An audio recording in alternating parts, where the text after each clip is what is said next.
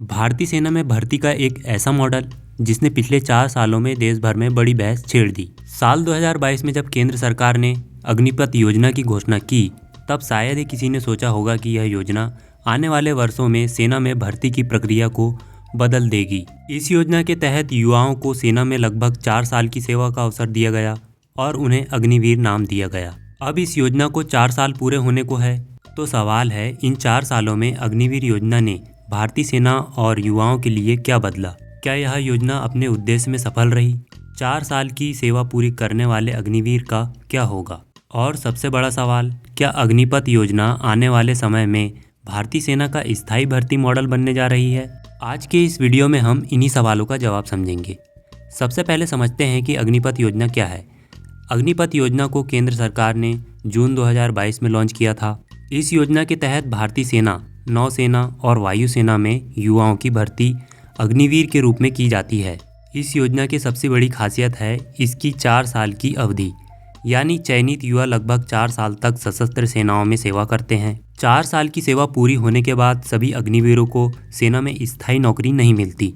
इसके बजाय प्रदर्शन और सेना की आवश्यकता के आधार पर लगभग 25% अग्निवीर को स्थायी कैडर में शामिल किए जाने का प्रावधान है। बाकी लगभग 75% अग्निवीर सेवा पूरी करके बाहर आते हैं और यही इस योजना का सबसे बड़ा और सबसे चर्चित रहने वाला पहलू है। अब सवाल आता है कि सरकार को ऐसी योजना की जरूरत क्यों महसूस हुई?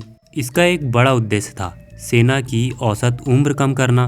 एक युवा और ज़्यादा फिट सैन्य बल आधुनिक युद्ध की बदलती परिस्थितियों में तेजी से प्रतिक्रिया कर सकता है। इसके अलावा सरकार का उद्देश्य सेना के वेतन और पेंशन से जुड़े लंबे समय के खर्चे को नियंत्रित करना भी बताया गया, क्योंकि अगर बड़ी संख्या में सैनिक लंबे समय तक स्थायी सेवा में रहते हैं तो उनके वेतन के साथ साथ भविष्य में पेंशन और अन्य सुविधाओं का खर्च भी बढ़ सकता है। अग्निपथ मॉडल में युवाओं को सीमित अवधि के लिए सेना में सेवा का अवसर मिलता है।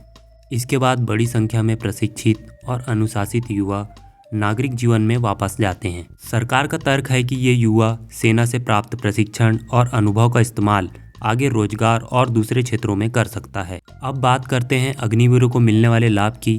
4 साल की सेवा के दौरान अग्निवीरों को निर्धारित वेतन और अन्य सुविधाएं मिलती है। इसके अलावा सेवा पूरी होने के बाद उन्हें सेवा निधि के रूप में एक मुक्त राशि मिलने का प्रावधान है। यानी अग्निवीर 4 साल की सेवा पूरी करने के बाद बिल्कुल खाली हाथ बाहर नहीं आता। उसके पास सैन्य प्रशिक्षण, अनुशासन, अनुभव और एक वित्तीय पैकेज होता है। इसके अलावा सरकार ने अग्निवीरों के लिए अलग अलग क्षेत्रों में रोजगार के अवसर बढ़ाने के लिए कई कदमों और आरक्षण प्राथमिकता संबंधित व्यवस्था की घोषणा की है। केंद्रीय सशस्त्र पुलिस बलों और कुछ अन्य सरकारी सेवाओं में अग्निवीरों के लिए अवसर बढ़ाने की दिशा में भी फैसले किए गए हैं। हालांकि अलग अलग विभागों में नियम और पात्रता अलग हो सकती है।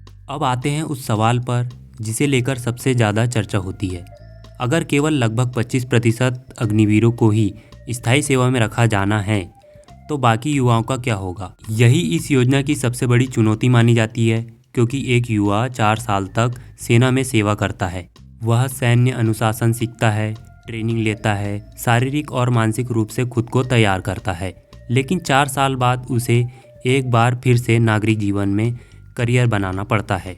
यही वजह है कि अग्निवीरों के लिए सेवा के बाद रोजगार और पुनर्वास को लेकर लगातार चर्चा होती रही है। सरकार की तरफ से विभिन्न सरकारी विभागों, सुरक्षा बलों और निजी क्षेत्रों में अवसर उपलब्ध कराने की दिशा में कदम उठाए गए हैं। लेकिन वास्तविक सफलता का आकलन तभी बेहतर तरीके से हो पाएगा जब बड़ी संख्या में अग्निवीर अपनी 4 साल की सेवा पूरी करके नौकरी के बाजार में जाएंगे।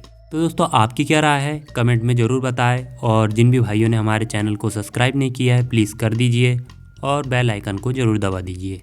धन्यवाद।